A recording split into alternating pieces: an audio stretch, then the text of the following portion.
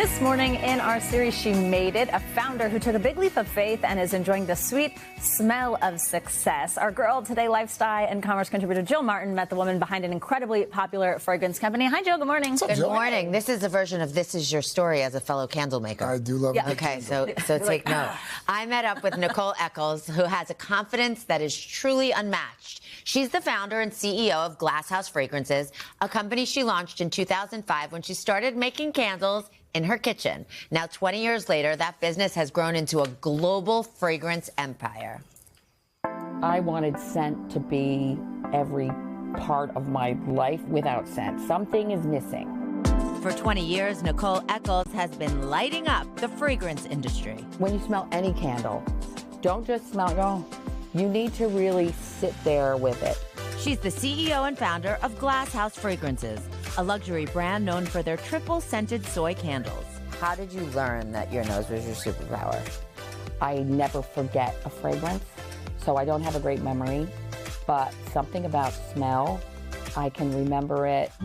What started out as a candle company 20 years ago has now blossomed into a multi-million-dollar fragrance brand. But for Nicole, her journey to the top wasn't easy. I had a son who was 12 at the time, and I was working in New York City, and I was really struggling to make it here.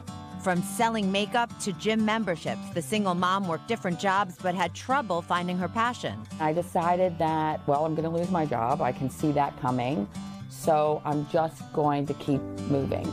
Feeling uninspired, Nicole took a leap of faith all the way to Australia. But living in her new apartment, she struggled to find candles that created a sense of home. I walked into a store to buy the things you do, personal care products, and there just wasn't anything that I liked. And that's when my idea started. That's what I've been drawn here to do, and that's what I'm going to do. Nicole set out to launch her own fragrance and candle company, but she didn't know the first thing about making candles. Did you just Google how to make a candle? Our first candles were disasters. In Australia, they have these little farmer markets, and people will find anything to pour a candle in. You know, half of wine bottles, teacups. I found a guy like that. And I said, will you help me make these candles? He said, sure. So I hired this guy at the farmer's market to come into my kitchen, and he and I made these candles together. In 2005, she launched her small business, Glasshouse Fragrances, selling 40,000 candles in 2 years. I sold them directly into stores that I found, and then we just waited a few weeks to see what would happen, and they just flew out the door. When Nicole needed funding, she partnered with an angel investor who trusted her nose for business. I would go to this clinic to get facials with this amazing man. He loved New York, and he kind of got me, and Americans were loud, and especially me. I mean, I'm loud for an American. And we just, you know, hit it off. And what did he give you? It was $500,000. Wow.